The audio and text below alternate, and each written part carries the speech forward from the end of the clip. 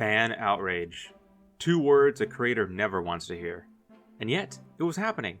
In an act of defiance against fan expectations, a writer makes a bold play to wrest back control of his story, and kills a beloved character. He would finally be able to take the story in the direction he had long wanted, or even pursue other adventures that had been suffocated by this obsession with his one character. This was his story. He could do what he wanted with it. But, in that thought, he gravely miscalculated. As soon as this new installment was released, hungry fans sped through their latest fix. But what they found waiting at the climax subverted their expectations. They slammed shut this latest episode, trying just to forget this brazen assault on their headcanon. But it would not go away. No, this was all wrong. The creator was wrong. The next morning, a stunned creator awoke to find the country aflame with fan anger. His distributor was frantically trying to contact him. People were unsubscribing at an alarming rate.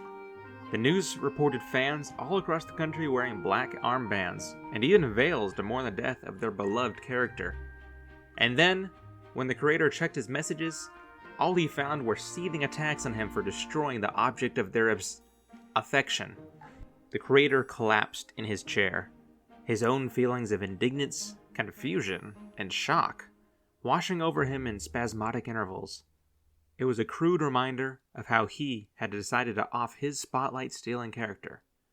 Sir Arthur Conan Doyle had become the first casualty in what would be the beginning of the first fandom.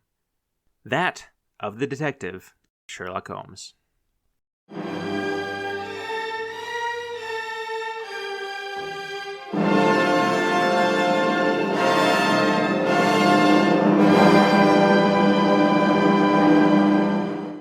Sherlock Holmes first appeared in the 1887 novel A Study in Scarlet, and would go on to star in 3 more novels and 56 short stories. But those are only the works by Holmes' original author, Sir Arthur Conan Doyle. And a little over 100 years after Holmes' first appearance, over 25,000 fan works would be created featuring the famous fictional British detective. These included plays, films, television shows, and literary works ranging from biographies to cookbooks. And this was all before the internet catalyzed the growth of fandoms to their modern, unprecedented reach of anything and everything. Despite Sherlock's origination in Victorian Britain, the first formal club dedicated to Sherlock Holmes was started in America. In 1934, the invitation-only Baker Street Irregulars was formed in New York, with each member given a special title inspired by the novels. Not to be outdone in celebrating their own national hero, a rival to the Baker Street Irregular Society was set up in London that same year.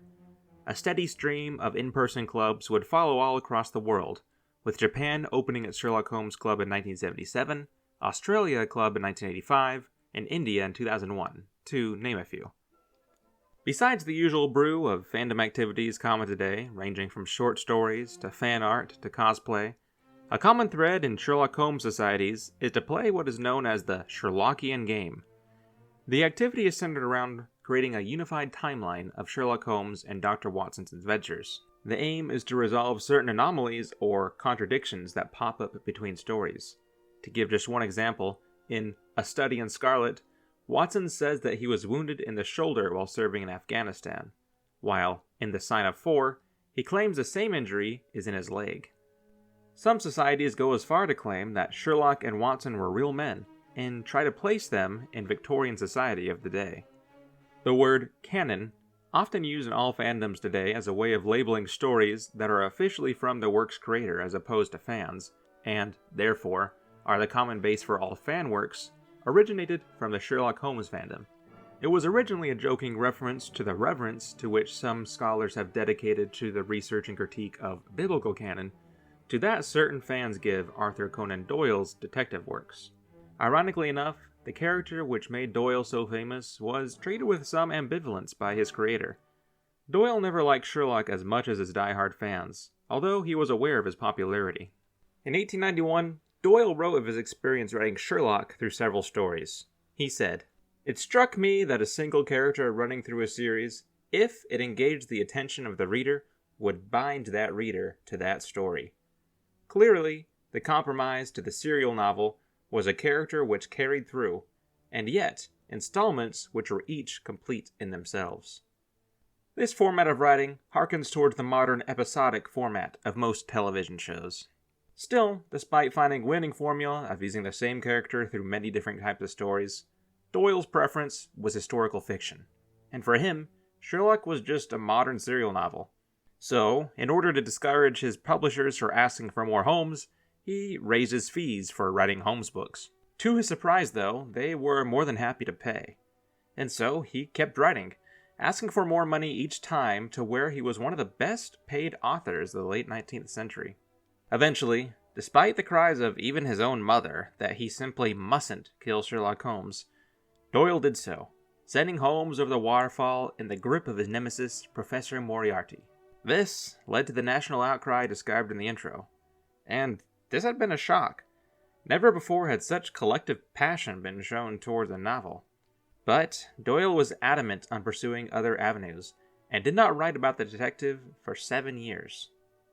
Eventually, after writing some Napoleonic historical fiction and a few non-fiction works, Doyle relented, and in 1901 he wrote The Hound of Baskervilles, in which it was explained that Sherlock simply faked his death. Fan outrage, therefore, claimed its first victim. But, perhaps in this case, we were all the better for it. 2 more books and 25 short stories came after Doyle's brush with public outcry, before he finally retired from the detective in 1927. The world of mystery and wonder that Doyle inspired would be replicated in many stories and fan works since Sherlock Holmes, both about the detective and by countless other characters in books, games, TV shows, comics, Netflix, and so on. But there had to be a first. With Sherlock Holmes, the contract had changed.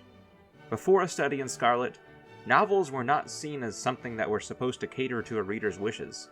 They were what the author wrote, take it or leave it.